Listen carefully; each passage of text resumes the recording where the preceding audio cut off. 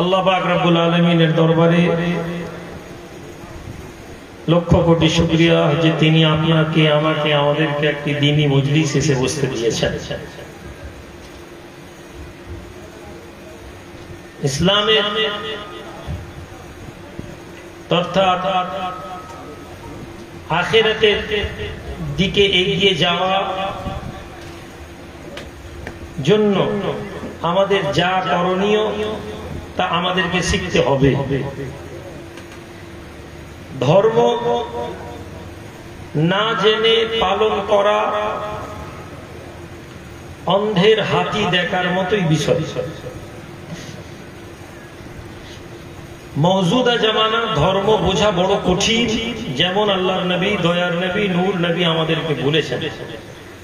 একটা জামানা আসবে আল্লাহ পাক ইলমকে তুলে নেবেন আমাদের মাঝে। ইলমকে তুলে নেওয়ার অর্থ, ইলমকে তুলে নেওয়ার মানে যারা দ্বীনের সঠিক কথা বলনেওয়ালা সেই মানুষদেরকে আল্লাহ পাক ধীরে ধীরে মওত দিবেন, তারা দুনিয়া থেকে দুনিয়া ছেড়ে চলে যাবে।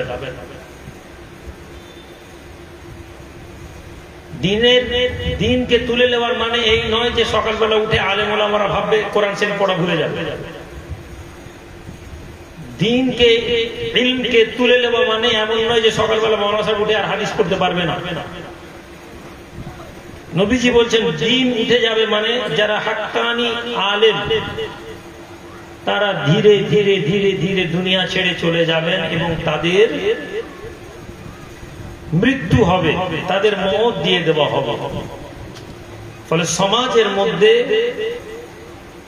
জাহেল মানুষদের প্রাদুর্ভাব ঘটবে, জাহেল মানুষ সমাজের মধ্যে ঘুরবে এবং তারা আলেমদের স্থানকে গ্রহণ করে নিবে।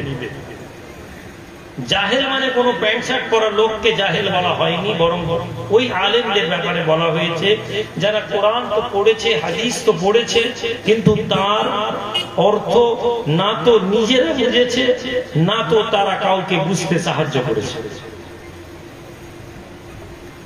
দয়ার নবী বলছেন এইভাবে আলেম, আমাদের রাজীব ভাই নাকি নেতা লোক সামনে আসেন, একটু চেহারা দেখি।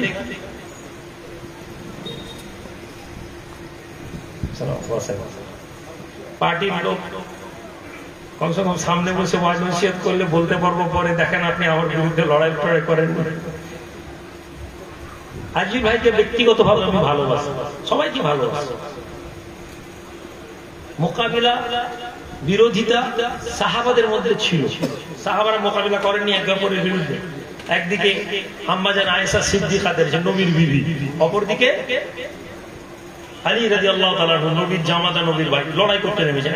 একটা নবীর ভাই, একটা নবীর স্ত্রী। দুজনের মনে হয়েছে আমি ঠিক, দুজনেই আল্লাহর জন্য লড়াই করতে গেছে। তো বিরোধিতা, বিরোধী মানেই যে আমার খারাপ কারণ।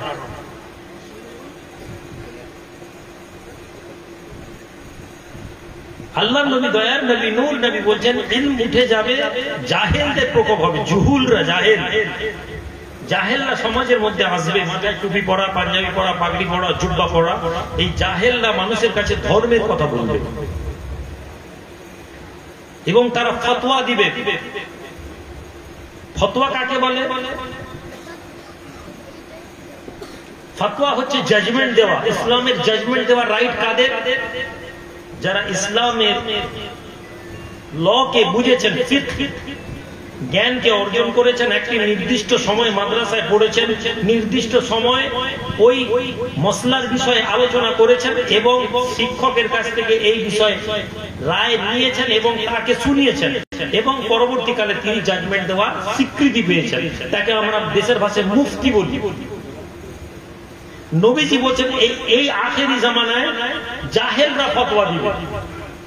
আর তার সবচেয়ে বড় দৃষ্টান্ত ইউটিউব দেখবেন, প্রতিটি বক্তা কাগজ নিচ্ছে আর ফতোয়া দিচ্ছে, কাগজ নিচ্ছে আর ফতোয়া দিচ্ছে। কে ভাই তুমি? হাফিজ সাহেব। কে ভাই তুমি? মাওলানা সাহেব। 2 ঘন্টা ওয়াজ শুনবেন। খুব যদি ভুল না বলি, আমি 2 ঘন্টা কারো ওয়াজ আজ পর্যন্ত শুনিনি, আলহামদুলিল্লাহ। ছোটবেলায় যখন ওয়াজের মজলিস করতাম তো আব্বা আমাকে মানা করেছিল যে তুমি কারো ওয়াজ শুনবে না। আমি বলেছিলাম কেন? আজ থেকে 20 বছর আগের কথা বলছি। একদিন টেপ চালিয়ে গিয়ে বাংলাদেশের দিলওয়ার হোসেন সাঈদীর ওয়াজ শুনছিলাম। আব্বা বলেছেন তুমি কারো ওয়াজ শুনবে না। আমি কেন? জীবনে যার ওয়াজ শুনবে তার ওয়াজ তোমার মাথায় প্রভাব দিবে। কিতাব পড়বে, যেটুকু জ্ঞান আসবে ওর উপরে কথা বলবে। কারো ওয়াজ শুনলে ওর ওয়াজটাই তুমি বলবে। সেই থেকে আমি ওয়াজ শোনা বন্ধ করে দিয়েছি। কেউ কোনো টপিক পাঠালো, হয় এই বক্তা পাঠিয়েছে, এটা অন্য ইস্যু। ওই যে বললাম 2 ঘন্টা ধরে কারো বক্তব্য, 2 ঘন্টা ছেড়ে দেন 10 মিনিট। এই রকি টকিরা মাঝে মধ্যে পাঠায়, বলি কোন ঘন্টা শুনতে হবে ওটা পাঠাও। দেখবেন ছেলেরা পাঠায়, ভাইজান এই বক্তাই বলেছে, আমি কোন জায়গাটা বলেছি এটা বলে। ছেলেরা আবার আমাকে বলে দেয় 2 মিনিটের পর থেকে শুনে কথা শুনি, তারপর অন্য প্রসঙ্গ আমি শুনি না, শুনতে পারি না আজকে দিন। আর আজকে ইউটিউবে দেখবেন 2 ঘন্টার ওয়াজে 20 মিনিটের কোরআনের তেলাওয়াত আছে, হাদিসের কথা আছে কিনা সন্দেহ, সেও ফতোয়া দিচ্ছে চলবে না, এটা হারাম, এটা চলবে না। অন্ততপক্ষে যদি বলে ভাই মসলা এটা আছে, তবে ফতোয়া কি আছে আলেমদের মুফতিদের কাছে জেনে নি, তবুও বোঝা যায়। নবীজি বলছেন, আল্লাহর নবী বলছেন সমাজ এই লোকেদের পিছনে ছুটবে, কেননা হাত আলেমদেরকে তারা আর পাবে না। জাহেলরা স্টেজ ঘিরে বসবে, জাহেলরা মেম্বার ঘিরে বসবে, জাহেলরা মজলিসের প্রধান হয়ে থাকবে, আর তাদের কাছে মানুষ ফতোয়া জানবে, তারা সমস্ত বিষয়ে কথা বলবে। ইমাম মালিক রাহমাতুল্লাহ আলাইহির কাছে একজন লোক এলো, আমাকে শাম থেকে লোক পাঠিয়েছে এই মসলা প্রশ্নগুলো লিখে একসাথে কিছু প্রশ্নের উত্তর প্রশ্ন লিখে এসছে, 20-25টা প্রশ্ন লিখে এসছে, সঠিক সংখ্যা আমি ভুলে গেছি। ইমাম মালিক ওই প্রশ্ন থেকে 7টা প্রশ্নের উত্তর দিয়েছেন, 7টা। বাকি প্রশ্নগুলো ইমাম মালিক বলছেন লা ইয়াদরি, আমি জানি না, আমি জানি না, আমি জানি না। ওই লোকটা বলছে হুজুর এই এত প্রশ্ন আমাকে পাঠিয়েছে গ্রামের লোক, আর আপনি বলছেন আমি জানি না। ইমাম মালিক বলছেন আমি জানি না, তো আমি বলবো কি করে? ইমাম মালিককে হাদিসের সবচেয়ে মজবুত পাকড় যার মধ্যে ছিল তিনি হচ্ছেন ইমাম মালিক, হাত্তা কি ইমাম শাফি থেকে। মুআত্তা ইমাম মালিক তিনি একটা হাদিসের গ্রন্থ লিখেছেন, আলেমরা এটা জানেন। হানাফি একজন বড় আলেম বলছেন আমি হানাফি, তবে আমার কলম চলছে না ইমাম আবু হানিফার থেকে, তো আমি বড় সম্মানে। তবে ইমাম মালিকের হাদিসের মেহনত আমি আর কাউকে আগে রাখতে পারবো না, যদিও আমি হানাফি।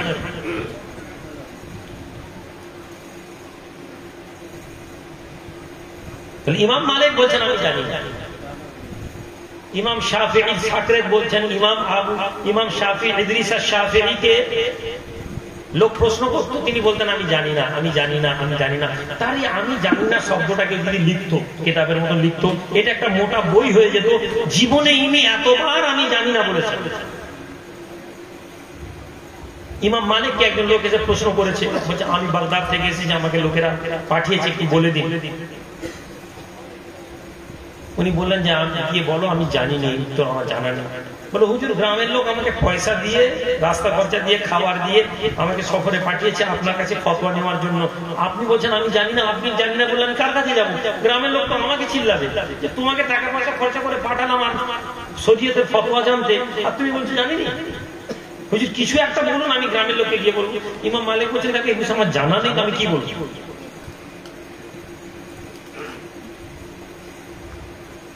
লোকটা যখন চলে যাচ্ছে উনি বলেছেন যাও গিয়ে লোকেদেরকে বলে দিবে তোমার দেশের। ইমাম মালিক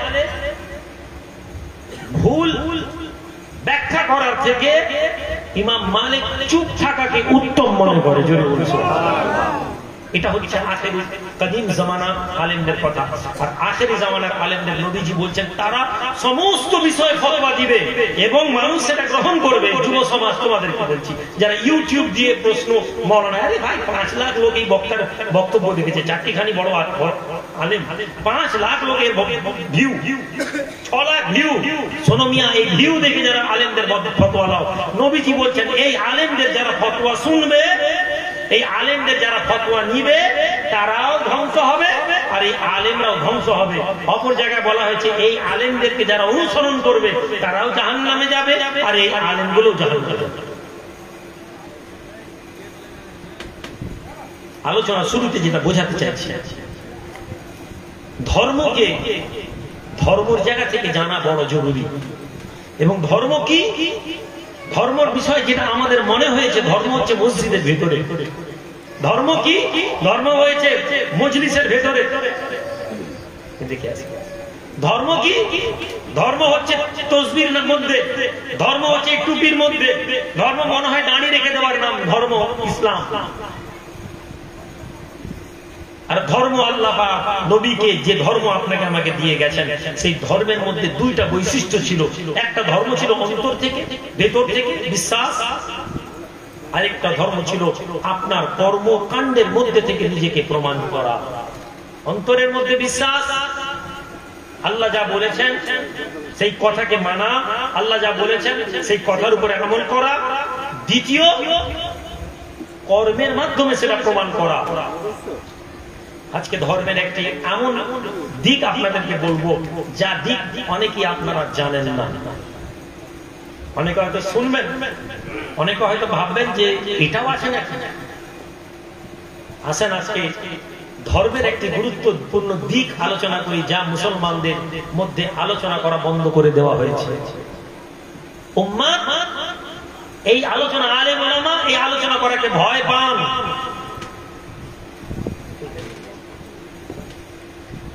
এই আলোচনাকে ভয় পান কেন? না কেউ যখন বলছে না তোমার নতুন করে বলার দরকার নেই। এটা ঠিক সেই রকমই সফরে বেরিয়ে, সফরে গিয়ে মুসাফির অবস্থায় যদি কেউ আমরা যাই রাস্তায় এবং প্রয়োজন হচ্ছে, পেটটা খুব কামড়াচ্ছে, এই অবস্থায় রোজাটা ভেঙে দিলে ভালো হতো। আমরা রোজা ভাঙি না, কি বলবে সবাই, লোক আছে, পেটে কষ্ট হচ্ছে অথচ রোজা রেখে যাচ্ছি। কেননা আমাদের মনে হচ্ছে ভয় আছে। নবীজি কি করেছেন? সফরে যাচ্ছেন, রাস্তায় রোদ, জোহর হয়ে গেছে।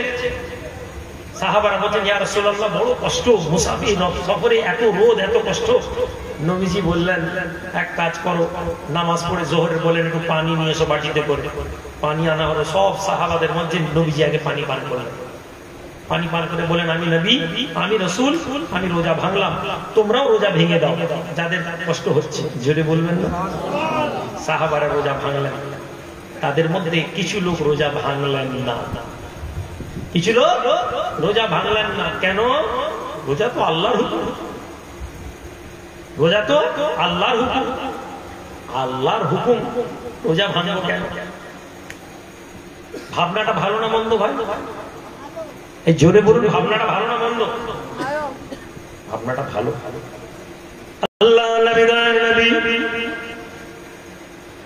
রাসূল আরবি রোজা ভেঙে দেওয়ার পরে সাহাবা এসে জান ইয়া রাসূলুল্লাহ, মুসলমানদের মধ্যে একদল মুসলমান এখনো রোজা ভাঙেনি, আপনি রাসূল রোজা ভেঙে দিয়েছেন, আপনি হুকুম দিয়েছেন রোজা ভেঙে দাও, অথচ মুসলমানদের একটা অংশ রোজা ভাঙেনি।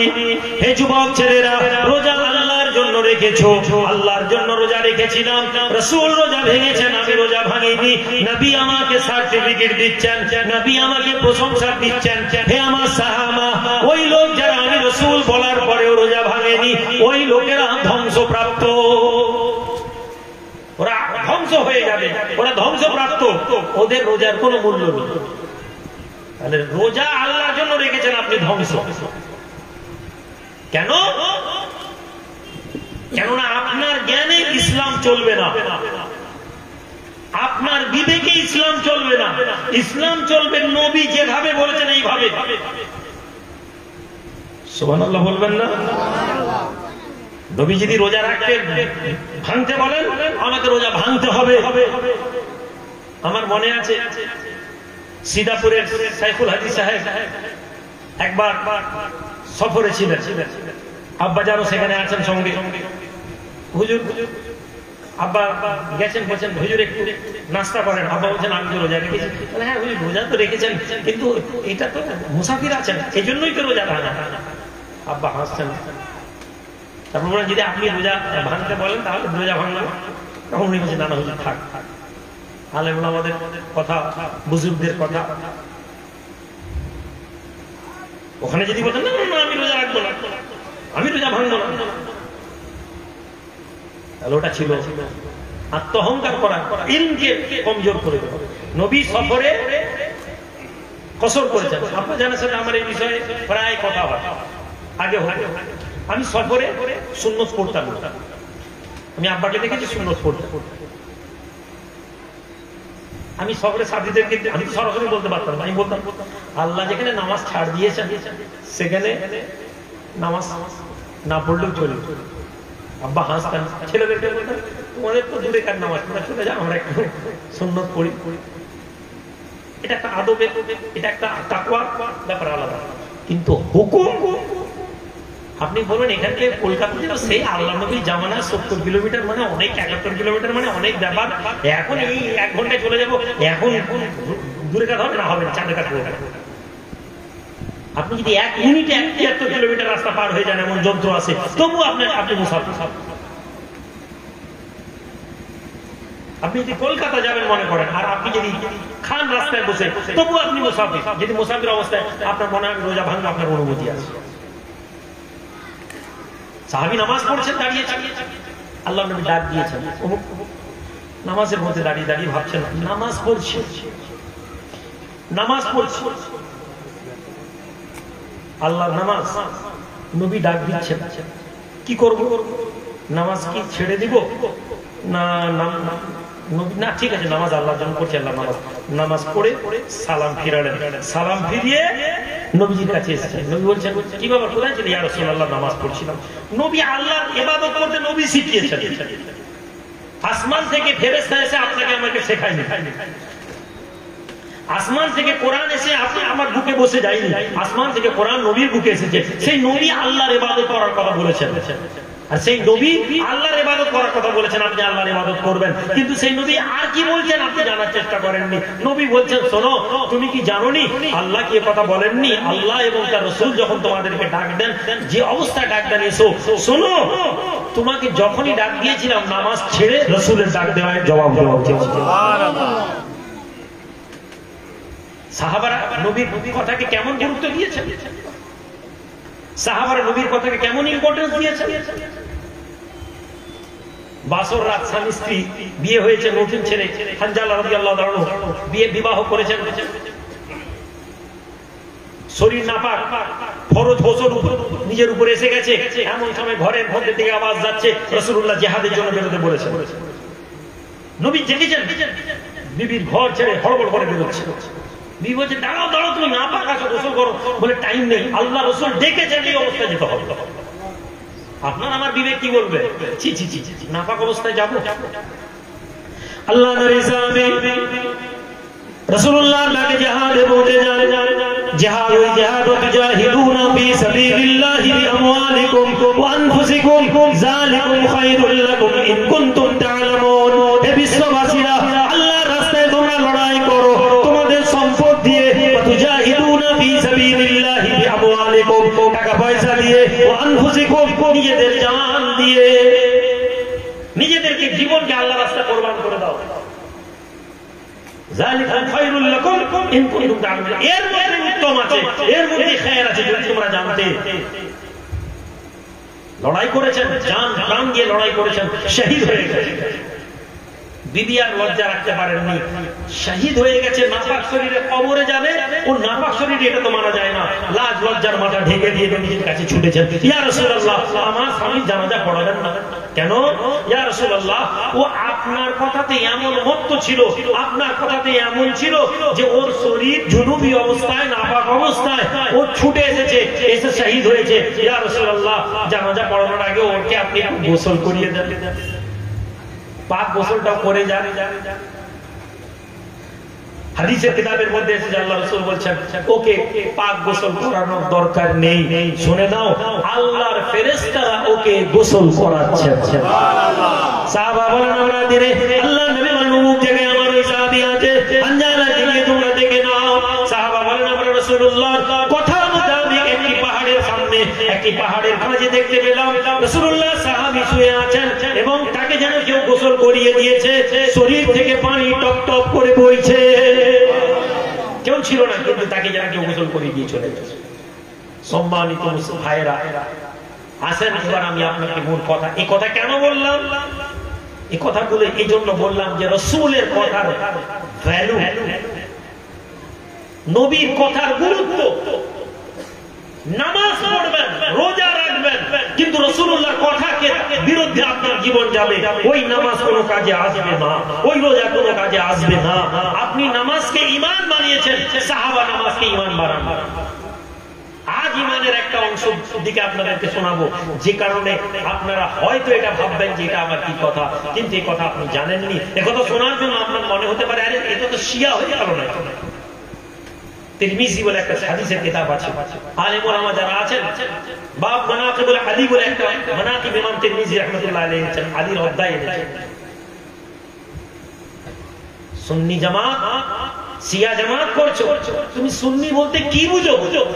তুমি সুন্নি বলতে মনে করো কিয়াম মিলাদ পড়া, সুন্নি বলতে মনে করো মিষ্টি খাওয়া, সুন্নি বলতে মনে করো পেট্রাপেট্রি বেঁধে নিয়ে চিল্লাই বেরিয়ে যাওয়া, সুন্নি বলতে মনে করো নানা রিসালাত ইয়া রাসূলুল্লাহ বলা। এর বাইরে তোমার কাছে সুন্নিয়ত বলে কিছু নেই। হাদিসে সুন্নিয়ত কি আছে একবার খুলে দেখো। আজ আমাদের সমাজে একদল মানুষ বংশকে নিয়ে সমালোচনা করে। বংশ আবার খানদান আবার কি? একদল লোক বলে পীরের ছেলে পীর হবে কেন, পীরের ছেলেকে পীর হতে হবে কেন? বিভিন্ন মানুষ বিভিন্ন কথা বলে। আসেন লক্ষ্য করে দেখি, বোঝার চেষ্টা করি। নবী ইব্রাহিম আলাইহিস সালাম আল্লাহর নবী, তাই না জি? নবী ইব্রাহিম ছেলে হয়নি, বাচ্চা হয়নি, আওলাদ হয়নি, আল্লাহ দরবারে দোয়া চান। আর কি দোয়া চান? নিজেই দোয়া চান, রব্বি হাবলি মিনাস সালিহিন। আল্লাহ নবী ইব্রাহিম খলিলুল্লাহ আল্লাহর দরবারে দোয়া চান, হে আমার রব আমাকে একটি নেক সন্তান দিন। ফাবাশশারনাহু বিগুলামিন হালিম, আমি আল্লাহ তাকে একটি সুসংবাদ দিলাম, নেক সন্তানের নেক আওলাদের একটি সুসংবাদ দিলাম। ফাবাশশারনাহু বিগুলামিন হালিম, আমি তাকে একটা নেক আওলাদের সুসংবাদ দিলাম। এরপরে আল্লাহ বলেন ফালাম্মা বারাগা মাহু সায়া, যখন সেই সন্তান একটি নির্দিষ্ট বয়সে বেরালো, বয়সে পৌঁছালো, নবী ইব্রাহিম তার ছেলেকে বলছেন, হে আমার সন্তান, আমি খাবে দেখলাম কি?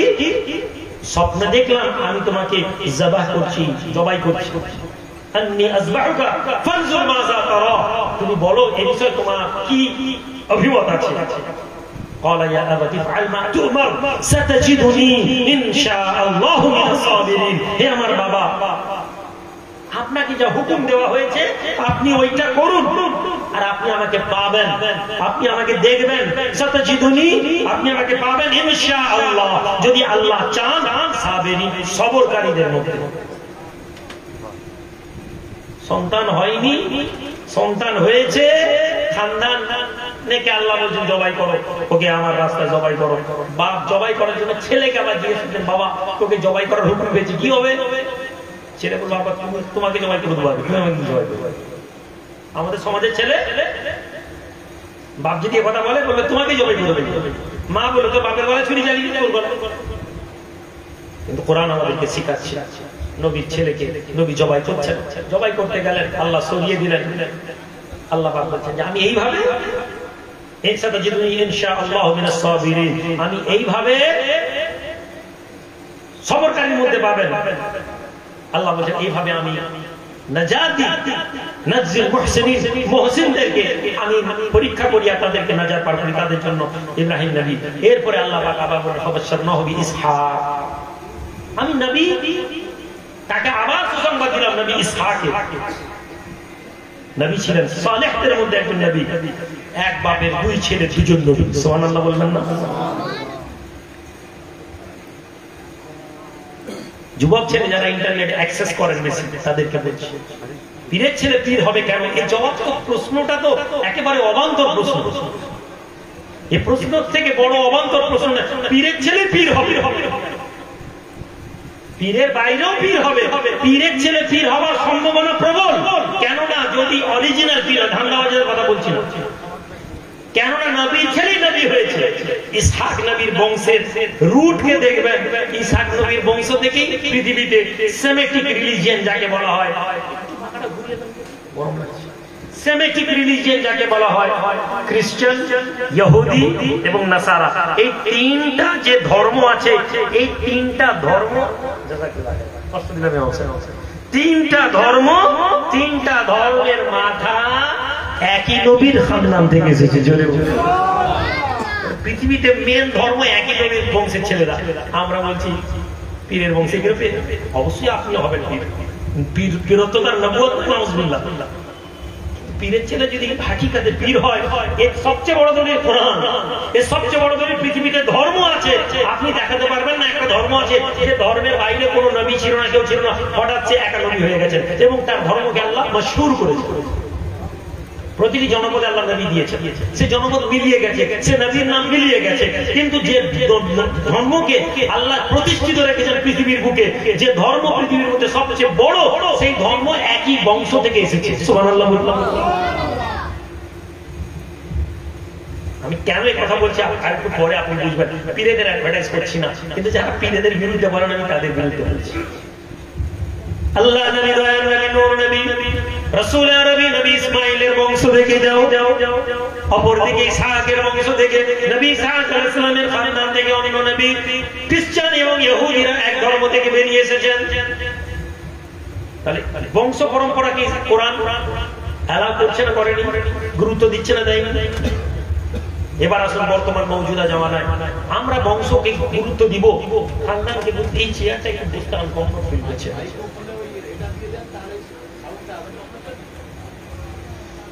হ্যাঁ, ঠিক আছে, ঠিক আছে। আমি চেয়ারে বসার অভ্যাস নেই, আগে বসতাম, এখন আর বসতে ভালো লাগে।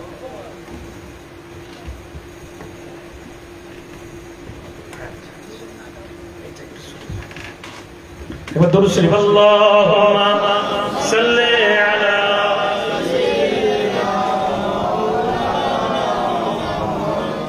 ওয়া আলা আলি।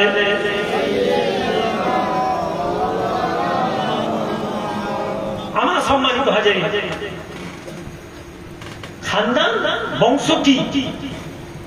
বংশের ব্যাপারে কি ইসলাম কোন কথা বলেছে? বংশের ব্যাপারে কি ধর্মের কোন বিষয় কথা আছে? কোন পরিবারকে কি আলাদা করে ইসলাম কোন প্রমোশন করেছে?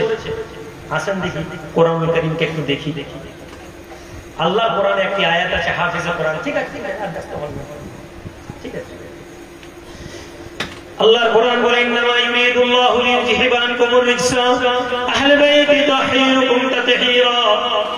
হে আল্লাহর বান্দারা, আল্লাহর কোরআন খুলে দেখো। আল্লাহর কোরআন বলে, নিশ্চয়ই আল্লাহ চান, ইন্নামা ইউরিদুল্লাহ, বেশক আল্লাহ ये चाहता है। সুবহানাল্লাহ বলুন। কেন? আল্লাহ চান, আল্লাহ চাওয়ার কথা বলছি।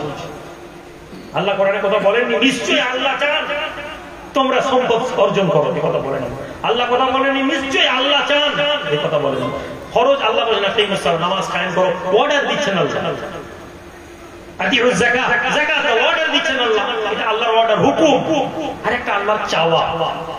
ইবাদতে আল্লাহ অর্ডার দিয়েছেন, দরুদে আল্লাহ বলেন ইন্নাল্লাহা ওয়া মালাইকাতুহু ইউসাল্লুনা আলান নবী। আল্লাহ এবং তার ফেরেশতারা দরুদ পড়েন, এটা আল্লাহর নিজস্ব আমল। জোরে বলুন সুবহানাল্লাহ। কখনো যত ফরজই হোক না কেন আল্লাহর সমকক্ষ আমলের সমকক্ষ হতে পারে না। যদি আল্লাহ বলতেন আমিও নামাজ পড়ি তোমরাও পড়ো, তাহলে নামাজ একটা অন্য বিষয় হয়ে যাবে। আল্লাহ যদি বলতেন আমি রোজা রাখি তোমরাও রাখো, আল্লাহ কখনো খান না, পান করেন না। রোজাতে একটা সময় খাওয়া হয়, পান করা হয়, একটা সময় ক্ষুধার্ত। তাই আল্লাহর এই আমলের সাথে নামাজ রোজার আমলকে তুলনা করা যাবে না। এটা আমার কথা নয়, বড় বড় ফকিহরা এই বিষয়ে বলেছেন, দরুদের বিষয়ে। কি ভ্যালু, ইম্পর্টেন্স, নামাজকে আল্লাহ ফরজ করেছেন, অর্ডার, এটা বাধ্যতামূলক, এই জন্য করতে হবে। যদি নামাজ না পড়ে মরে যায়, ও ব্যক্তি জাহান্নামী হবে, এর কোনো গ্যারান্টি নেই। জাহান্নামী হতে পারে, কিন্তু ও রিটার্নের সম্ভাবনা আছে। যে ব্যক্তি দরুদকে হেকারত করেছে, ওই ব্যক্তি জাহান্নামে যাবে, ওই ব্যক্তি বেঈমান হবে, এর সম্ভাবনা আছে। রাহমাতুল লিল আলামিন, দয়ার নবী, নূর নবী যেমন নামাজকে আল্লাহর আমল বলেছেন, এখানে আল্লাহ বলেছেন ইন্নামা ইউরিদুল্লাহ, ये अल्लाह का चाहत है। इंडीड अल्लाह वांट, আল্লাহ চান। কি চান? তোমাদেরকে অপবিত্রতা থেকে দূর করতে। আনকুমুর রিজসা, রিজস অপবিত্র, অপবিত্র থেকে তোমাদেরকে দূরে রাখতে। কারা? নবী পরিবার, আহলুল বাইত, আহলে বাইত। অবশ্য অবশ্যই আল্লাহ চান তোমাদেরকে অপবিত্র থেকে দূরে রাখতে এবং তোমাদেরকে পবিত্র করতে। নবী পরিবার আল্লাহ চান তোমাদেরকে সমস্ত কুলুস মুক্ত করে রাখতে এবং অপবিত্র থেকে পবিত্র করে দিতে। জোরে বলি, একটু জোরে বলবেন না? কোরআনের আয়াত বলছি ভাই, কোরআনের মানে বলছি ভাই। আমার ঘরের কথা বললে আপনি বলতেন, হাদিস বললে বলতেন সহিহ হাদিস আছে। এটা কি কোন সহিহ হাদিসের মধ্যে কোরআনের আয়াত? তাহলে একটা পরিবার আহলে বায়ত বলে একটা পরিবার, কোরআন বলছে এই পরিবারকে আল্লাহ চাইছেন অপবিত্র থেকে পবিত্র করতে। এখন আহলে বায়ত কে? নবী পরিবার কি? নবী পরিবার কাকে বলবো? আপনি যদি আলেমদের সংস্পর্শে বসেন, এক একজন আলেম এক এক ধরনের ব্যাখ্যা করবেন, এক একজন আলেম এক একটা ব্রড জায়গা থেকে ব্যাখ্যা করবেন। কিসের জন্য? কেননা একটা পরিবারের গুরুত্ব কমানো হবে। এই ফর্মুলা উমাইয়া পিরিয়ড বলে ইসলামের একটি পিরিয়ড ছিল, যে পিরিয়ডে এমন কিছু লোক যারা নবীর খানদানকে, নবীর বংশকে হত্যা করেছিল, তারা কোরআনের এই অংশ, হাদিসের এই কথাগুলোকে তারা আড়াল করেছিল উম্মতের মধ্যে থেকে। কেন? না উম্মত শুরু থেকে আহলে বায়তকে চিনতো, আহলে বায়তকে ভালোবাসতো এবং আহলে বায়তকে সম্মান করত। কিন্তু উমাইয়া পিরিয়ডে এসে এটা বন্ধ করা হয়েছে। কোন মুসলমানের কথা বলতে পারবে না। কোন মুসলমান যদি আহলে বায়তের কথা বলে, সমাজ থেকে একদল লোক বলতে এরা শিয়া, এরা ইসলাম থেকে বাইরে। আপনার কাছে শিয়া অপছন্দনীয়, আপনি কাদিয়ানীকে চিনেন না। তাহলে আহলে বায়তকে আমভাবে আপনি যদি কোনো মরনাকে বুঝেন, ভাই আহলে বায়ত হচ্ছে নবীর বংশ, নবীর বিবি, নবীর স্ত্রীরা, নবীর চাচতো ভাই, নবীর চাচা, সবাই আহলে বায়ত হাদিসের মধ্যে এসেছে। আপনি স্যাটিসফাইড হয়ে গেলেন, আচ্ছা আচ্ছা, তাহলে এতগুলো লোক নবীর পরিবার। আসেন আমরা একটু দেখি নবী তার পরিবার কাকে বলেছেন। উম্মে সালেমা রাদিয়াল্লাহু তাআলা আনহা নবীর স্ত্রী। তিনি বলছেন একদিন আল্লাহ নবী আমার বাড়িতে ছিলেন। আমার বাড়িতে এসে আল্লাহ নবীর কাছে এই হাদিসটি অনেক ভাবে এসেছে। তার মধ্যে একটি ইমাম তিরমিজি রাহমাতুল্লাহ আলাইহি তার হাদিসের অধ্যায় যেটা এনেছেন সেটা আমি বলছি যে আল্লাহ পাক নবীকে আমি দেখলাম একটি চাদর গায়ে দিয়ে আছেন, কালো চাদর। এমন সময় আল্লাহ নবী, দয়ার নবী, নূর নবী কে দেখলাম। হাসান এলেন, হাসানকে তিনি তার একদিকে বসালেন। এরপরে হুসাইন এলেন, হুসাইনকে পাশে বসালেন। এরপরে ফাতেমা এলেন, ফাতেমাকে নবী আগে বসালেন এবং আলী তার পিছনে ছিলেন। আলীকে নিয়ে একটা চাদর নিয়ে এইভাবে ঘিরে ধরলেন, ধরে বলেন রব্বানা হাউলাই আহলি। আম্মা জান উম্মে সালেমা রাদিয়াল্লাহু তাআলা আনহা বলেন, আমি রাসূলুল্লাহকে দেখলাম হাসান এবং হুসাইনকে নবী তার ডানে এবং বামে বসান এবং সামনে ফাতেমা, পিছনে আলীকে দিয়ে একটি চাদর দিয়ে দেন এবং রাসূলুল্লাহকে বলতে শুনি তিনি দোয়া চান, আল্লাহুম্মা হাউলাই আহলি, হে আল্লাহ এরাই হচ্ছে আমার পরিবার। জোরে বলবেন না? আম্মা জান উম্মে সালেমা বলেন, আমি রাসূলুল্লাহর দিকে দেখছিলাম। এমন সময় আল্লাহর নবীকে বলি, ইয়া রাসূলুল্লাহ আমি কি ওই চাদরের মধ্যে এসে যাব? আপনি আল্লাহর কাছে নিজের পরিবারের পরিচয় করাচ্ছেন, আমি কি আপনার বিবি? আমিও চলে আসবো যাতে ওই পরিবারের অংশ আমি হই। নবীজি আমাকে হাত দিয়ে ইশারা করলে বললেন, সালেমা ওইখানে দাঁড়িয়ে যাও, তুমি উত্তমের মধ্যে আছো, খায়েরের মধ্যে আছো। নবীর স্ত্রীরা খায়ের, উত্তম পরিবারের অংশ। কিন্তু এখানে যে পরিবার যে ব্যাপারে এসেছে সেটা নবী আইডেন্টিফাই করছেন। কারা আমার পরিবার, কারা আমার বংশ, কারা আমার খানদান।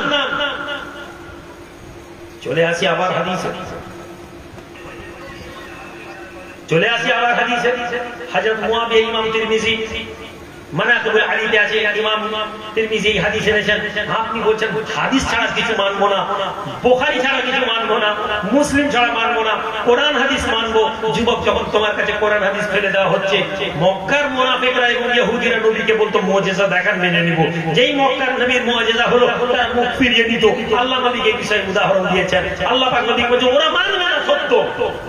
হে যুবক তুমি এখানে এসেছো ধর্ম জানতে, আমি তোমাকে 1 ঘন্টা কেরামতির কথা শুনিয়ে সুবহানাল্লাহ বলে টাকা নিয়ে চলে যেতে পারি, কিন্তু কাল কিয়ামতের মাঠে ধরা পড়তে হবে যদি আমি তোমাদেরকে দ্বীনের এই অংশগুলো না জানাই যেগুলো তোমাদের জানা জরুরি, যেগুলো তোমাদের ঈমানের সাথে সম্পৃক্ত।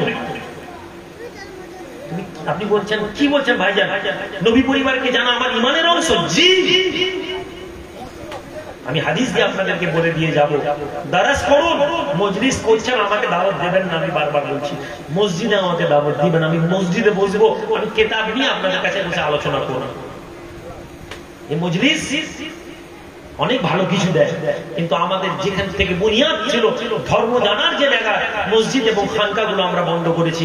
আমাদের যুবক ছেলেরা ডিজে প্রোগ্রামে প্যারালাল জলসার প্রোগ্রাম বানিয়ে দিয়েছে, লাইট ঝিকঝ্যাক করছে, বড় বড় ডিসপ্লে হচ্ছে, ভালো জিনিস, কিন্তু আসলে কি ধর্ম জানতে পারে? এখান থেকে বেরোনোর পরে বলুন তো কজন বক্তার কথা কটা অন্তরে লেগে থাকে, ভুলে যায়। কেন না ধর্ম জানতে আসেনি, ধর্ম নয় ওয়াজ শুনতে এসেছি, ওয়াজ। এখানে শুনবো, এখানে স্লোগান দিব, এখান থেকে বেরিয়ে যাবো, কালকে দৈনন্দিন জীবনে প্র্যাকটিক্যাল লাইফে এর সাথে কোনো সম্পর্ক নেই। আরে যেটা বলছি এটা যদি মনেও থেকে যায়, আখেরাত পার হয়ে যাবে, কারণ এটাও শুনিয়ে দিয়ে যাবে। আল্লাহ নবী, দয়ার নবী, নূর নবী, রাসূলের নবী, নবীর পরিবার কাকে বলবো? মুআবিয়া বলে একজন সাহাবী ছিলেন। হযরত মুআবিয়া বলেন, একজন লোককে বলেন তুমি আলীকে গাল দাও। হযরত মুআবিয়া, ইমাম তিরমিজি এনেছেন হাদিস। আমাদের কাছে হযরত মুআবিয়া অনেক সম্মানিত ব্যক্তি, ফলে আমরা সাহাবায়ে রাসূলদের ব্যাপারে ইখতিলাফ করি না, কিন্তু ইমাম তিরমিজি বলে দিয়ে গেছেন যদি প্রশ্ন করতে হয় কেউ ইমাম তিরমিজিকে গিয়ে করুন, আমাকে নয়। যারা বলে কোরআন হাদিস মানবো তাদের উদ্দেশ্যে বলছি।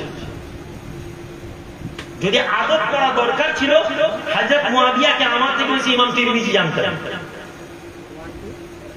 আমার থেকে বেশি ইমাম মুসলিম জানতেন, আমার থেকে বেশি ইমাম বুখারী জানতেন। তারা যখন কোনো কথা হাদিসের মধ্যে এনেছেন, তাহলে আপনার এবং আমার বাড়াবাড়ি করার কোন জায়গা নেই। তারা যা বলেছেন আমি আপনাদেরকে শোনাচ্ছি। ইমাম তিরমিজি বলছেন, হযরত মুআবিয়া বলছেন তুমি আলীকে গাল দাওনি কেন?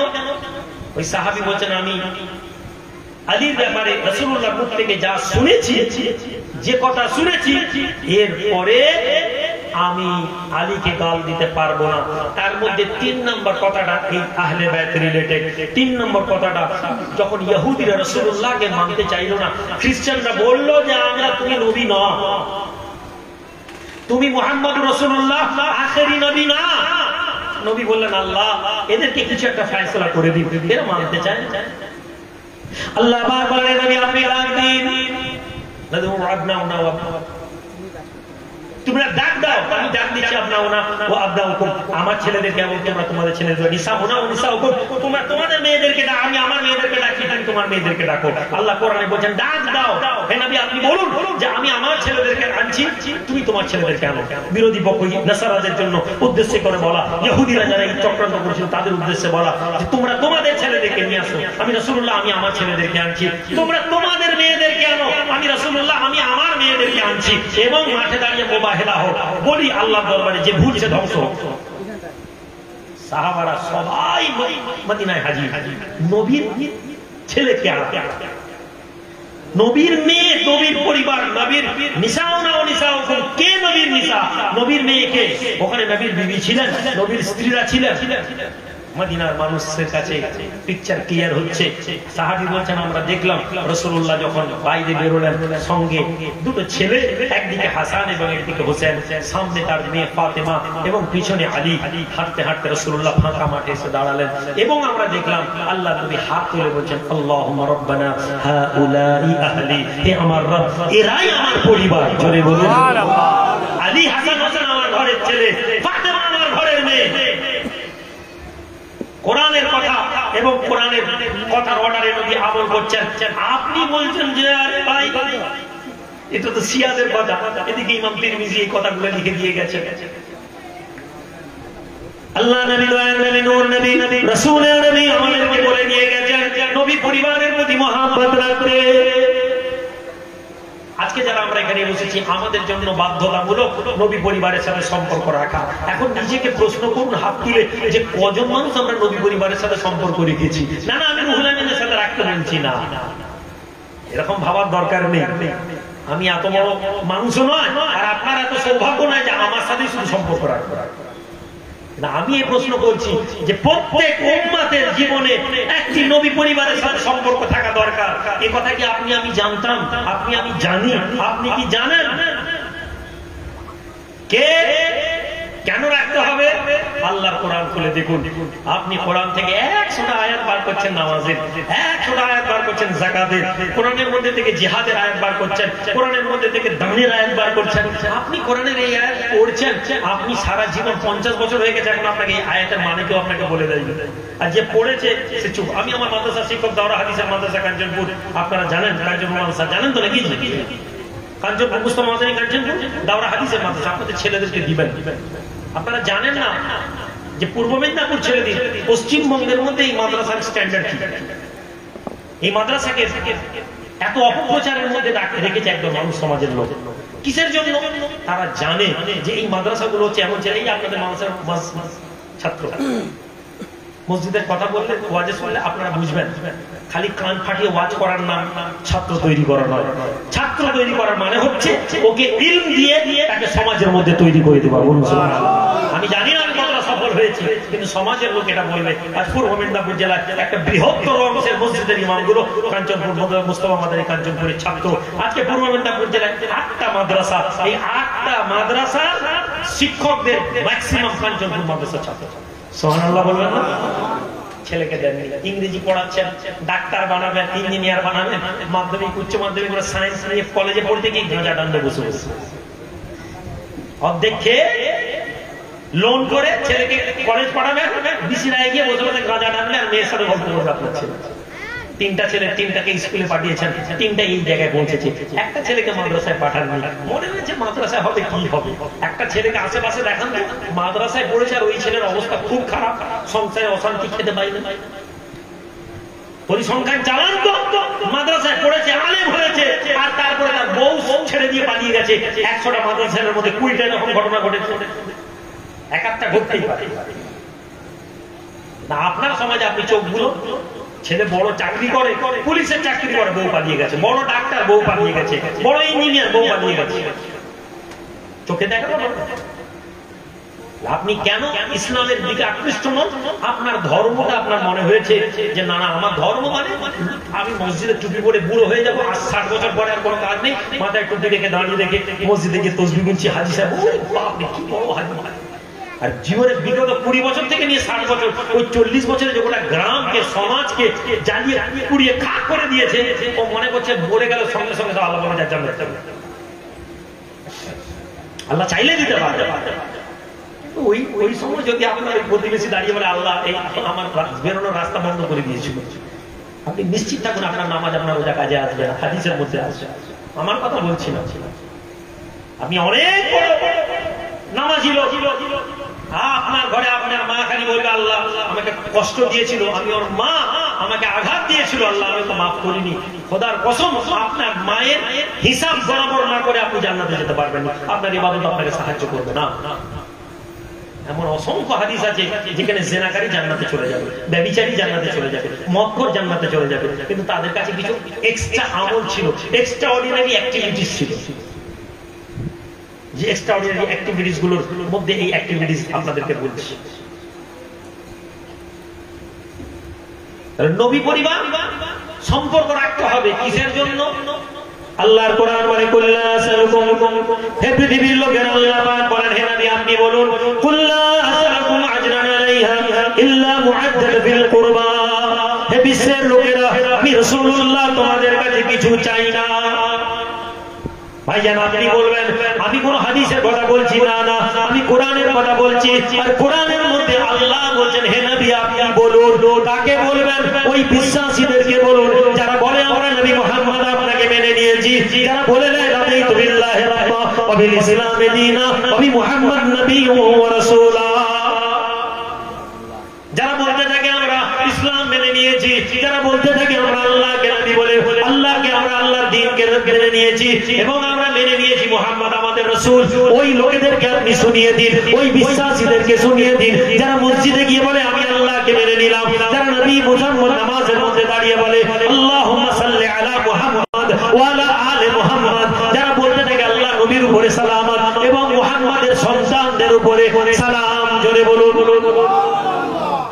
নামাজের মধ্যে নবীর খানদানের প্রতি সালামতি না পড়লে আল্লাহুম্মা সাল্লি আলা মুহাম্মদ ওয়া আলা আলি মুহাম্মদ, আলে মুহাম্মাদের উপরে যদি আপনি দরুদ সালাম না পড়েন আপনার কি হবে? সালামতি না পড়েন। এই আলে মুহাম্মাদের ব্যাপারে আল্লাহ কোরআন বলছে, হে নবী আপনি বলুন, কি বলবেন? লা আসআলুকুম, मैं तुमसे कुछ नहीं मांगता। কি মানছেন? আজরান, আজর, প্রতিদান। ওয়ার্ড টু ওয়ার্ড মানে বুঝেনি। কোরআনে আল্লাহ বলেন আপনি বলুন তোমাদের কাছে আমি কোনো প্রতিদান চাই না। কিসের প্রতিদান? পানির গোলামি এখানে এসেছি, যতই আপনি বলেন ভাইজান দাবি করে টাকা দেয় না, যতই আপনি বলেন ভাইজান জোর করে টাকা দেয় না, আরে ভাই আমি জলসা থেকে নামলে লোক আমাকে টাকা দিবে। আমিও জানি, কমিটিও জানে, আপনিও জানেন। চোখ বন্ধ করার জন্য বলছি দাবি করে টাকা লাগবে না, দাবি না, এমনি লোক টাকা দিয়েছে, দাবি করবো কেন? কিন্তু নবী কি বলছে? আমি তোমাদের কাছে দাবি কিছু চাইছি না। কেন? কেন চাইছি না? কেননা আমি তোমাদের কাছে আল্লাহর পরিচয় যে দিয়েছি, রাসূল এসেছেন আমাদেরকে শিখিয়েছেন নামাজ পড়ো, রাসূল এসেছেন আমাদেরকে শিখিয়েছেন রোজা রাখো, রাসূল এসেছেন আমাদেরকে শিখিয়েছেন হজ করো, রাসূল এসেছেন আমাদেরকে শিখিয়েছেন ভাইয়ের সাথে ভাইয়ের প্রতিদান কি হবে, রাসূল এসেছেন আমাদেরকে শিখিয়েছেন স্বামীর সাথে স্ত্রীর মুআমালাত কি হবে, রাসূল এসেছেন আমাদেরকে শিখিয়েছেন বাপ ছেলের সাথে কি সম্পর্ক রাখবে, রাসূল এসেছেন আমাদেরকে শিখিয়েছেন প্রতিবেশীর সাথে প্রতিবেশী, আমাদের গোটা সমাজ কেমন করে চলবে নবী শিখিয়ে দিয়ে গেছেন। জোরে বলি আমরা মানি না, সেটা অন্য কথা। আমরা মানি না, সেটা অন্য কথা। তো রাসূল তো শিখিয়ে দিয়েছেন, এত জিনিস শিখালেন। আমি 1 ঘন্টা একটু ভালো কথা বললাম, আপনারা বলছেন কত কি শিখলাম, হুজুর একটু নজরানা রাখেন। এটাকে ওজর বলা হয়, আমরা ওজর বলি। আল্লাহ কোরআনে এই আজরকে বলছেন, এই আজর। আল্লাহ বলছেন হে নবী আপনি লোকেদেরকে বলুন আমি তোমাদের কাছে কোনো আজর চাই না। আমি রাসূলুল্লাহ বলছি না যে আমার জন্য একটা বাড়ি বানিয়ে দাও। আমি নবী তোমাদেরকে বলবো না আমি রাসূলকে তোমরা একটি ঘর বানিয়ে দাও। আমি রাসূলুল্লাহ তোমাদেরকে বলবো না আমি তোমাদেরকে দ্বীন জানিয়ে দিয়ে গেলাম, কোরআন জানিয়ে দিয়ে গেলাম, হাদিস জানিয়ে দিয়ে গেলাম। আমি রাসূলুল্লাহ তোমাদের কাছে একটা বড় হুকুম চাই না, না আমি রাসূলুল্লাহ দুনিয়ার কোনো সুখ স্বাচ্ছন্দ্য তোমাদের কাছে চাইছি না, কোনো কিছু চাইছি না, কিন্তু চাইছি হে নবী আপনি চান সুবহানাল্লাহ বলুন ইল্লা মুআদ্দাতাতুল কুরবা। হে বিশ্বের লোক আমি রাসূলুল্লাহ তোমাদের কাছে একটা জিনিস চাইবো, সেটা হচ্ছে যে তোমরা আমার খানদানের লোকের সাথে ভালো সম্পর্ক রাখো। জোরে বলবেন না? আমার সাথে একজন লোকের নাম আমাদের হলদিয়ারি, আমার খুব ভালো লেগেছে, মনে পড়ে গেল একটু ছেলের লোকের নাম। কোন একটা বিষয় কোন একজন লোক কিছু একটা বলেছে, মিথ্যা কথা বলে, মিথ্যা তো ছেড়ে দিন, এমন এমন কাজ করে মুসলমানদের একটা লোক যারা নিজেরাও জানে না যে আমি ছেড়ে দিন যে কোনো মুসলমানের বিরুদ্ধে এই কাজগুলো করলে কত ক্ষতি হবে, কিন্তু তারা তাকে আমি ফোন করলাম যে আপনি আমার ব্যাপারে এরকম বলেছেন। আর আমার একটা বড় খারাপ গুণ হচ্ছে কেউ যদি ধরুন আমার পরিচিতর মধ্যে যদি কেউ এমন কিছু কথা বলে যেটা আমাকে কষ্ট দেয়, এত বড় কথা আমার বললো, আমি ডাইরেক্ট ফোন করি যদি তাকে আমি নিজের মনে করি, আর যদি না করি সে জেনে লিখতে তার স্থান আমার কাছে। আমি বললাম আপনি আমার ব্যাপারে এই কথা বলেছেন, উনি আমাকে একটা কথা বলেছিলেন যে ভাইজান আমি আপনার বিরুদ্ধে বলবো না, কেননা একটা উপকার আব্বার কাছ থেকে উনি পেয়েছিলেন, মানে আমার একটা উপকার হুজুর কেবলা করেছেন এবং আপনি আহলে বাইত, আপনি নিশ্চিত থাকুন রাজনৈতিক আমার সাথে আপনার মতামত বিরোধী থাকতে পারে, কিন্তু আমি আপনার বিরুদ্ধে ব্যক্তি আক্রমণ কোনোদিন করি না। ওই মুহূর্তে ওই লোকটার প্রতি আমার মন থেকে দোয়া বেরিয়েছিল, ওই মুহূর্তে আমার মনে দোয়া বেরিয়েছিল যে আল্লাহ এরকম বিরোধীটা হবে না তো কোনো অবাস্তব না, কিন্তু ওই যে লেভেলের কথাটা বলেছিল ওই লেভেলটা শুনে না আমার মনটা শান্ত হয়ে গেছে।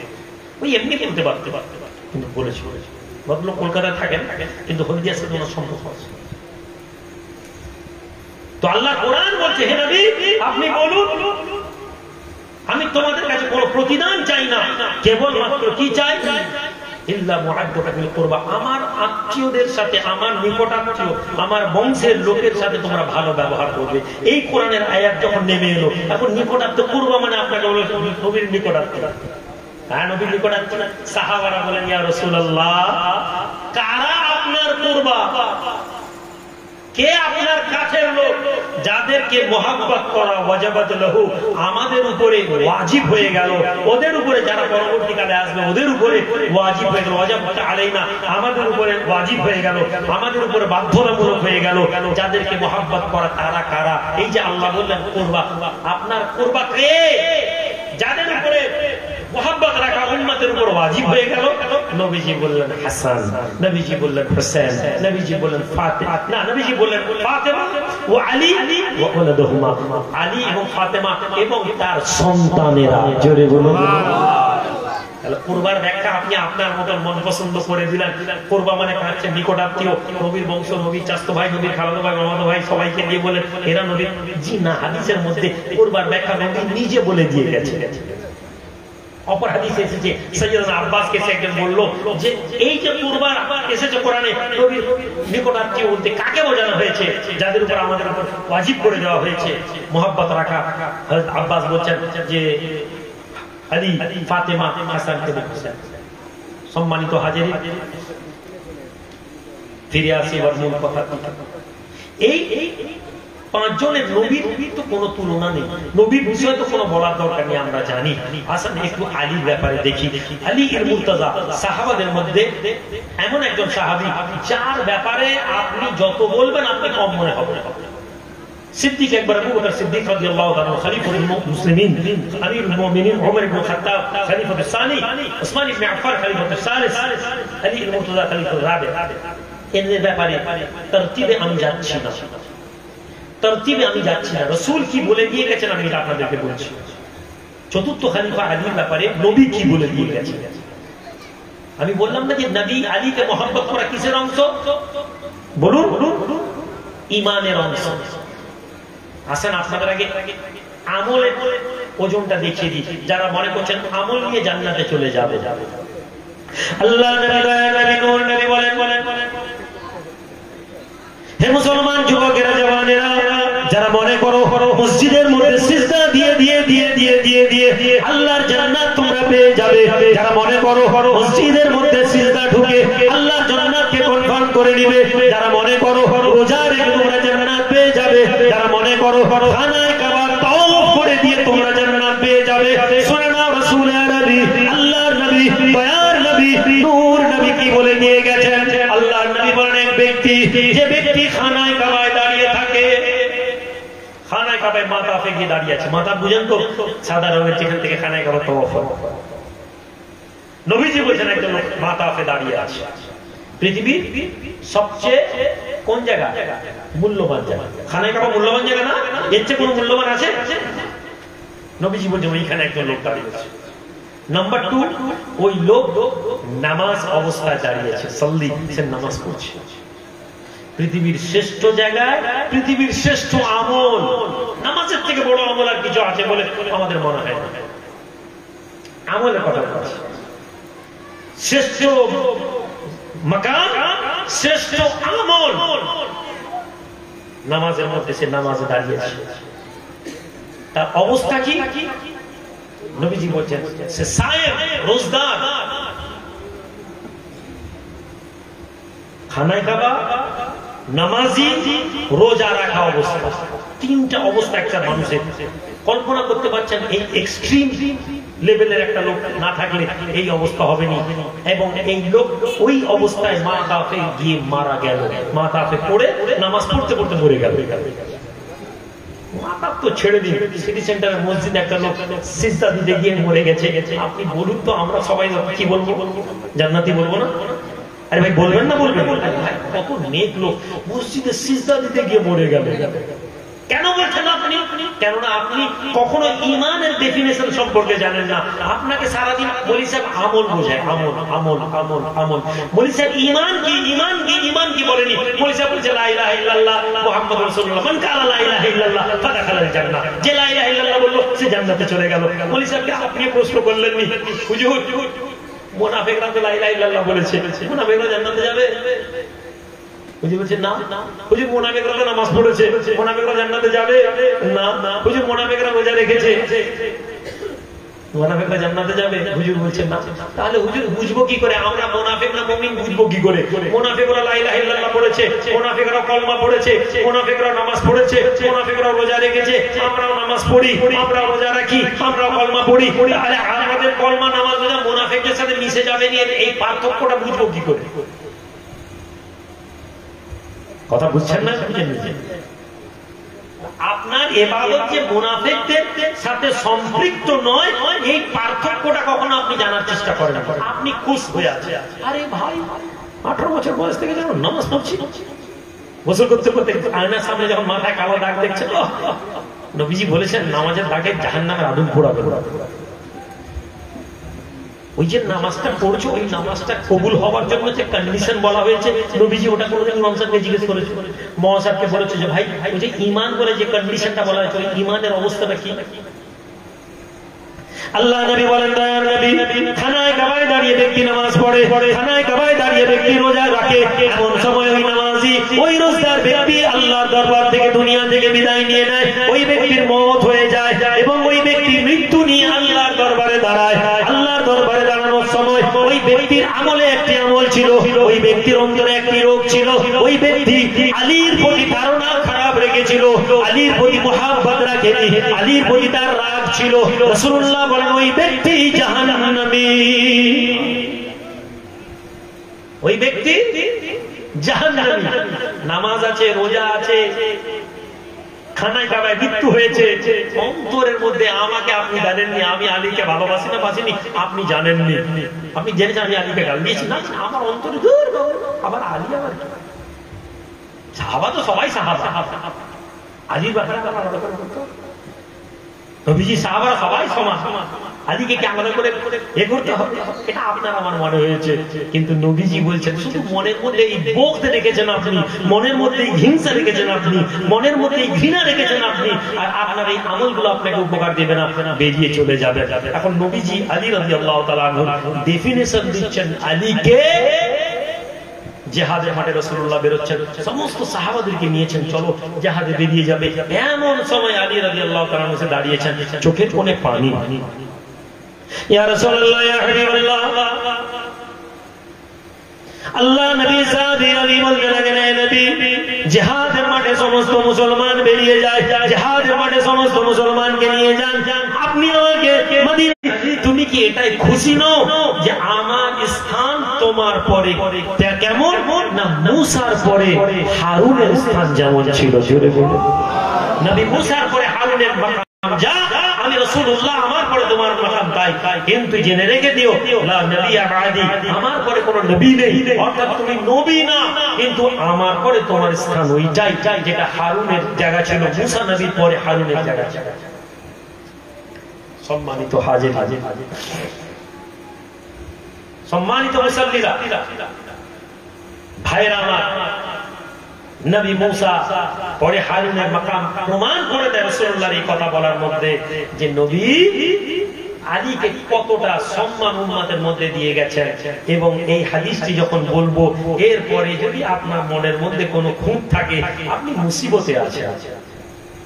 আল্লাহ নবী গাদির বলে একটা জায়গা ছিল, গাদিরের মধ্যে দিয়ে যাচ্ছেন, যেতে যেতে রাসূলুল্লাহ লোকেদেরকে দাঁড় করালেন, তারপর বললেন, এই লোকেরা, তোমরা কি এটা বিশ্বাস করো আমি রাসূলুল্লাহ, আমি তোমাদের ওলি? ওলি হচ্ছে অভিভাবক।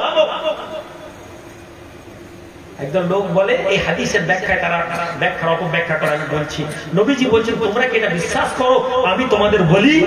সাহাবারা বললেন, ইয়া রাসূলুল্লাহ, জি। এরপরে আল্লাহ নবী আলীর হাতটা এইভাবে ধরে এইভাবে তুললেন। সাহাবারা বলছেন, আমরা দেখলাম আল্লাহ নবী জুব্বার হাতা দিয়ে ভেতরে বগল মোবারকের সাদা অংশ দেখা যাচ্ছিল। জোরে বলি সুবহানাল্লাহ। নবী হাত তুলে বললেন, মান কুনতু মাওলাহু ফাআলিয়ুন মাওলাহু। হে লোকেরা, আমি রাসূলুল্লাহ যাকে যার মাওলা, তোমরা যারা আমাকে মাওলা বলে মেনে নিয়েছো, শুনে নাও আলীও তাদের মাওলা। জোরে বলো। আমরা ইয়া আলী ইয়া মাওলা যদি বলে দিই, একদম লোক বলে, হায় হায়, ইয়া মাওলা বলা যাবে না, ইয়া আলী ইয়া মাওলা বলা যাবে না। সম্মানিত হাজিরিন, আলোচনা শেষ করার আগে একটু বলে দিই, আলীর প্রতি বোধ আছে, হিংসা আছে, বিদ্বেষ আছে, ভালো লাগছে না আলীর কথা শুনতে, বিরক্ত লাগছে। নবীর সাহাবী বলছেন, শোনো, আমরা মুনাফিক চিনতাম কি করে? নবীজির ওই হাদিসকে আমরা সামনে আনতাম। নবীজির হাদিস কি? আল্লাহ নবী বলেছেন, হে আলী, তোমাকে ভালোবাসবে না, মুমিন ছাড়া তোমাকে কেউ ভালোবাসে না, তোমাকে মুমিনরাই ভালোবাসে।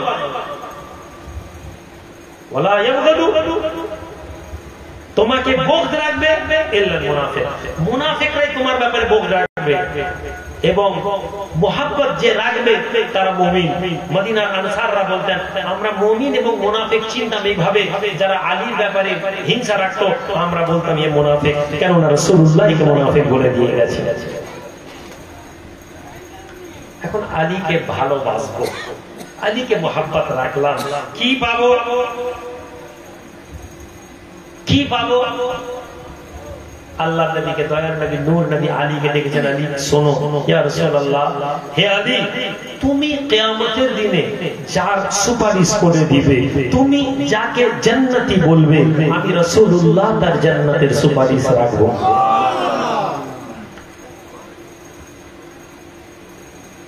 আজ আমাদের এই অবস্থা মুসলমানদের, আজকে আহলে বাইতের মোহাব্বত আমাদের অন্তরের মধ্যে নেই, আহলে বাইতকে ভালোবাসা নেই। দুটো ঘটনা বলে দিয়ে যাই, আমার দেখা একটি ঘটনা। সিরিয়া দামাস্কের নাম আপনারা শুনেছেন, সিরিয়া যেখানে গন্ডগোল হচ্ছে। এই সিরিয়াতে গাইড নিয়ে যাচ্ছে, গাইড দিয়ে যেতে যেতে একটা জায়গায় মসজিদের, যেখানে ইয়েজিদ বসেছিল, একটি মসজিদ, মসজিদের উপরে একটা বড় এরকম স্টেজ টাইপের করা ছিল, যেমন এরকম ধরনের আছে, এরকম ধরনের বড় বড়, নিচে লোকেরা বসতো, ইয়েজিদ বসতো এখানে, এবং পাশে ওই মদের জ্বালাও রাখা ছিল, যে মদের জ্বালা খেত। ইয়েজিদের মৃত্যুকে তিনটা কারণ বলা হয়, তিনটা ব্যাখ্যা করা হয়েছে। একটা, ইয়েজিদ মদ খেতে খেতে মদের জ্বালা যখন ডুবে মরে গেছিল। দ্বিতীয়, ইয়েজিদের বাঁদর ইয়েজিদকে থাপ্পড় মেরেছিল এবং সেটা ইনফেকশন হয়ে ইয়েজিদের মৃত্যু হয়েছিল। আর একটা, ইয়েজিদের এমন রোগ হয়েছিল পেটের, ওই মদ খাওয়ার জন্য ক্লিয়ার রোগ, পেট ফুলে সে তার শরীর পচে সে মরে গিয়েছিল, যাই কারণে হোক সে মরতে। আমাদেরকে গাইড দেখাচ্ছে, এই দেখুন ওখানে 7 মসজিদ বলে 7টা আজানের মসজিদ আছে, একসাথে 7 জায়গায় আজান। কিসের জন্য? ইয়েজিদ যখন আহলে বাইতদেরকে ধরে কারবালা থেকে নিয়ে এসেছিল, সেই কারবালার মাঠে, সেইখানে তারা কি করেছিল না, লোকেদেরকে ধরেছিল, কেউ চিনে না, কিন্তু একজন লোক চিনতে পেরে গেছিল, একজন হাবসি চিনেছিল জাইনুল আবেদিনকে দেখে, আরে এরা তো নবী খালিদা বলেছিল, কি ব্যাপার তোমরা? ওখানে কি বলা হয়েছিল যে এরা নবীর দুশমন, এরা হচ্ছে বাগী, এরা হচ্ছে বিদ্রোহী, ইসলামী দুনিয়ার বিরুদ্ধে বিদ্রোহ করেছে, এই কথা বলে নিয়ে আসা হয়েছে। আজও আমাদের ওই কথা বলা হয়, দুঃখ লাগে কিন্তু বলে ফেলি। আপনি বিরোধিতা করেন আমার, কিন্তু আপনি যখন বলেন না বিজেপি টাকাকে ভোটে লড়ছে, বিশ্বাস করুন আপনি ইয়েজিদের লোকেদের থেকে আপনার মধ্যে কোনো পার্থক্য নেই। খোদার কসম, হোসেন মদিনা থেকে যখন বেরোচ্ছেন না 71 জন লোককে নিয়ে, আব্দুল্লাহ ইবনে উমর দাঁড়িয়েছেন, হোসেন তুমি যেও না, কুফার লোক গাদ্দার, ওরা মুসলমান, কুফার লোক দেখেছিল, ওরা গাদ্দার, ওরা ধোঁকা দিয়ে দিবে। হোসেন বলেছিলেন যে দেখো, আমি যদি মদিনায় বসে থাকি, আমি যদি নামাজ পড়ি, রাসূলুল্লাহর সামনে আমি দাঁড়াতে পারবো, কেননা দিনটা আমার নানা দিয়ে গেছিলেন। অন্যায় ইয়েজিদ অন্যায় করছে, আমি যদি কথা না বলি আমি ধরা পড়ে যাব। বেরিয়ে গেছি। ইয়েজিদের লোক বলেছিল বিদ্রোহীরা এসেছে, এরা ইসলামিক দুনিয়া ধ্বংস করতে চেয়েছে। আজকে আপনার এই হলিয়ার একটা বৃহত্তর অংশের লোক, যখন আপনি জানেন, আমি বলে দিয়েছি, যখন আমি কোনোদিন ভোটে টোটে লড়বো না, এই কথা আমি বলেছি, আমি এ কথা বলেছি যে আমি রাজনীতি আমার জন্য, আমি তো রাজনীতি নেই, কিন্তু আমি যদি কথা না বলি, যারা মাথায় বসে আছে তারা মনে করে মুসলমানদের হয়ে কথা বলার কেউ, ফলে আমি কথা বলছি, আমি তাদের বিরুদ্ধে লড়ছি এই জন্য যে তারা এটা জানুক যে মুসলমানদের কথা বলার আছে। আপনি অবাক হয়ে যাবেন, এই ঝিকুরখালী বলে একটা গ্রাম আছে, ঝিকুরখালী বলে একটা গ্রাম আছে, ওখানে একটা মাদ্রাসা, বড় মাদ্রাসা তৈরি হচ্ছে। গ্রামের লোক একটা থানায় একটা কেস করেছে, মাদ্রাসার জায়গা সংক্রান্ত নিয়ে, ওখানে আমার নাম দিয়েছে, প্রথম খোঁজ নিলাম, লোক যে করেছে ঝিকুরখালী সিএসসি তে যে ছেলেটি আমরা আইনা থেকে কাজ দিয়ে যে ছেলেটাকে কন্ট্রাক্টর বানিয়েছি, ওই ছেলেটা টিএমসি করে, ওই ছেলেটা ওই লোককে দিয়েছে। আমি বললাম তো ভাই কিছু নাই, তোমাকে যদি আমি পাল্টা খালি বলে দিই 200 ছেলেকে তোমার ঘরটা থাকবে, বলে আমাকে ওই ছেলেকে বলেছে, আমি নাম বলতে পারতাম কিন্তু আমি বলবো না, কারণ আমি দেখতে চাই এরা কি করে।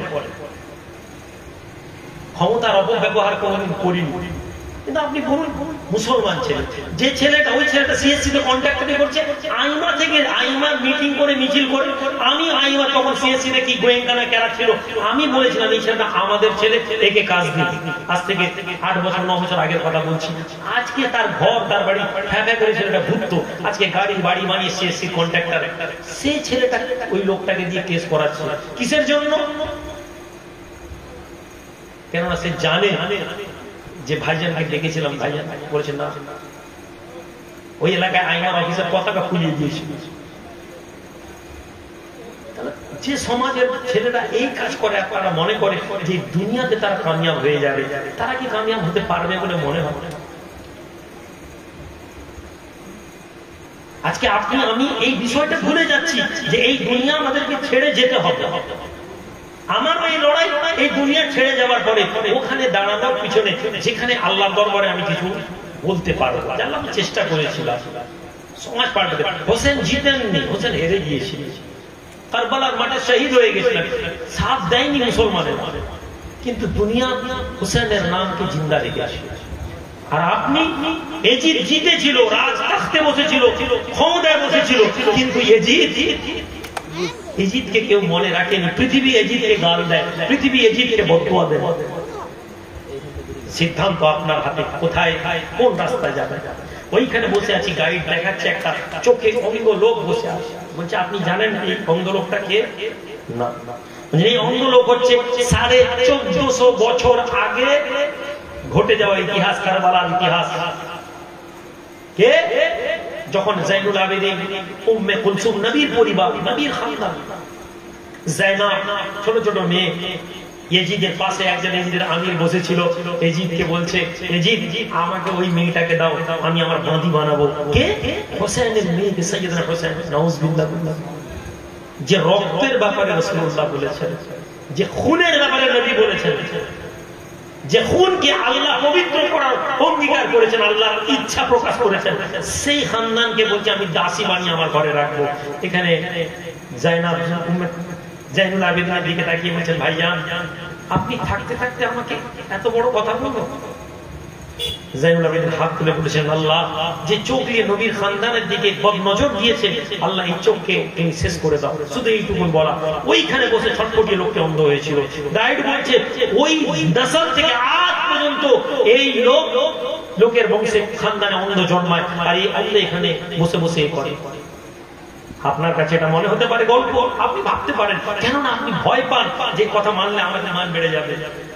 মসজিদে কায়রোর মধ্যে, কায়রোর গ্র্যান্ড মসজিদে দাঁড়িয়ে ইমাম খুতবা দিচ্ছে, হে মুসলমান মনে করো না ক্ষমতা চিরস্থায়ী, আল্লাহর ইমতিহানে তোমাকে কষ্ট পেতে হতে পারে, অথবা আল্লাহ পাক তোমার উপর নারাজ হয়ে তোমাকে ধ্বংস করতে পারে। গ্র্যান্ড ইমাম, গ্র্যান্ড মুফতি খুতবা দিচ্ছেন, এমন সময় মিশরের বাদশা এসেছে। গ্র্যান্ড ইমাম খুতবা দিতে গিয়ে আবেগে বলে ফেলেছেন, আমাদের মধ্যে এমন একজন নেতা এসেছেন যিনি মুখ ফিরিয়ে নেন না। আসলে কোরআনের একটি আয়াত আছে যেখানে আল্লাহ নবীর কাছে একজন অন্ধ লোক এসেছিল, আল্লাহ নবী অন্ধ লোকের দিকে মুখ ফিরিয়ে কথা বলছিলেন। অন্ধ লোক মক্কার বড় বড় করে এসেছিল নবীজির সাথে। এই নবীজির মুখ ফিরিয়ে নেওয়াটা আল্লাহ পছন্দ করেন। কোরআনে আল্লাহ আয়াত অবতীর্ণ করেছেন যে আপনি মুখ ফিরিয়ে নিলেন। এই গ্র্যান্ড মুফতি আবেগে পড়ে যে কোনো কারণে উল্টোটা বলেছে, আমাদের কাছে একজন বাদশা এসেছেন, আমির এসেছেন, যিনি আমাদের থেকে মুখ ফিরিয়ে নেন বলে খুতবা টুতবা দিয়ে নামাজ পড়েছেন। মসজিদের পাশ থেকে একজন লোক দাঁড়িয়েছেন, দাঁড়িয়ে বলছেন, এই মুসলমানেরা, এই কায়রো জামে মসজিদের লোকেরা, তোমাদের কারো জুমার নামাজ হয়নি, এই ইমাম মুরতাদ হয়ে গেছে, এই ইমামের ইমান নেই, এই ইমাম রাসূলুল্লাহ সাল্লাল্লাহু আলাইহি ওয়াসাল্লাম বেয়াদবি করেছে, বাদশাকে খুশি করার জন্য প্রত্যেকে তোমরা এই নামাজ দোহরাও। ওটা মসজিদ হই হই হয়েছে। কত ফতোয়া, যিনি মুসান্নিফ লিখছেন এটা আজ থেকে 70-80 বছর আগের ঘটনা বলছি। বলছে আমি ওই গ্র্যান্ড মুফতিকে দেখেছি কায়রো জামে মসজিদের বাইরে বসে লোকের কাছে ভিক্ষা করতে, আর মুসলমানদের জুতা সোজা করে হাত কাঁপতে। ওই মসজিদে যিনি দাঁড়িয়ে কথা বলেছিলেন, 60 বছরের মধ্যে আল্লাহ তাকে ওই জায়গায় এনে দাঁড় করিয়ে দিয়েছিলেন। সম্মানিত ভাইরা, ইসলাম এত সোজা না, দিন এত সস্তা না। আবার দিনের লাইন যদি বুঝে নেন, গুনাহ হয়ে যাবে আপনি নিশ্চিত থাকুন। যদি আপনি একটা ছকে চলতে পারেন, ছোটবেলায় স্যারেরা ছক লিখে দিত, চিঠি লেখার একটা ছক থাকতো। 11-12 যারা আগে ব্যাচ ছিলেন তারা মনে আছেন নাকি জানবেন, একটা ছক প্যাটার্ন লিখে দেওয়া হতো আমাদেরকে। ওই প্যাটার্নে যাই পড়ুক না কেন ওই প্যাটার্নটা মুখস্থ করতে লেখা হতো, মনে আছে? যারা পুরনো স্টুডেন্ট, আমাদের বেলা, আপনাদের নতুন স্টুডেন্ট আমাদের জানে কিনা।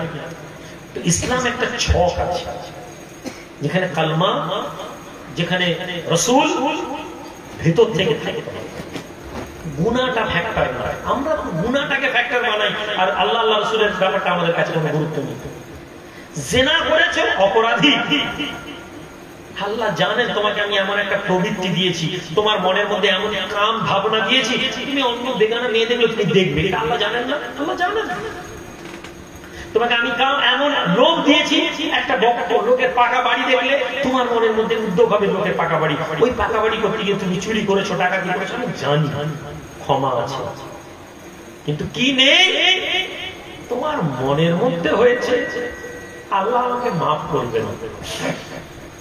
কোন ব্যক্তি জাহান্নামের জন্য যাবে না যে সে গুনাহ করেছে, কোন ব্যক্তি জাহান্নামের জন্য যাবে না যে সে মওতকে যে জন্য যাবে না, বরং তাকে প্রথম যে প্রশ্ন করা হবে আল্লাহর পক্ষ থেকে, বান্দা তুমি আমাদের জমিনে ক্ষমা চাওনি কেন? বান্দা আমি আল্লাহ তোমাকে তো মাফ করবো ওয়াদা করেছি, লাউ বালাগাত যুনুবুকা আনানিস সামা, তোমার গুনাহ যদি আসমানের কিনারায় ঠেকে যায়, বনি আদম আমি কারো পরোয়া করি না, আমি আল্লাহকে যদি তুমি বলো আল্লাহ আমাকে মাফ করে দেন, আমি আল্লাহ তোমাকে মাফ করে দেব। হে বনি আদম বলো তুমি আমার কাছে ক্ষমা চাওনি কেন? কে তোমাকে আটকেছিল? 99টা খুন করেছে, আল্লাহ মাফ করবে? মনীষা বলছে না আল্লাহ মাফ করবে। 99 লোক মারেছে, ওকেও মেরে দিয়েছে। 100টা খুন হয়ে গেছে, ভাবছে আল্লাহ মাফ করবে? কি আছে আল্লাহ দয়ার কাছে কি আছে? মাফ চাও। ঘর থেকে বেরিয়েছে, মাফ চাইতে বেরোচ্ছে, রাস্তা দিয়ে আল্লাহ কাছে ক্ষমা চাইবো, রাস্তা দিয়ে পুরো মরে গেছে। আল্লাহ বলছেন ফেরেশতা যাও, জাহান্নামের ফেরেশতা এসে নাকি নিয়ে যাবো। 100টা মার্ডার করেছে, জান্নাতের ফেরেশতা এসে বলছেন আরে এ তো মাফ চাইতে বেরিয়েছিল, আল্লাহ যদি মাফ করে দিতেন। তর্ক আল্লাহ ফেরেশতা, আল্লাহ বিচার, আল্লাহ ফেরেশতা পাঠাবেন। মাহবুর জায়গাটা ঘর থেকে তওবার জায়গাটা কতটা দেখা যাবে, ঘর থেকে তওবার জায়গায় 1 চাকর বেশি দূর, 100 পা আছে, ও 51 পা এগিয়ে গেছে, আল্লাহ বললেন ওকে মাফ করে দেন। হাদিসের মধ্যে হাসান ভাই, আল্লাহ আমাদের সকলকে তৌফিক দেন। আমি আপনাকে আরে না বড় বড় সব আছে, দরুদ শরীফ আল্লাহুম্মা সাল্লি আলা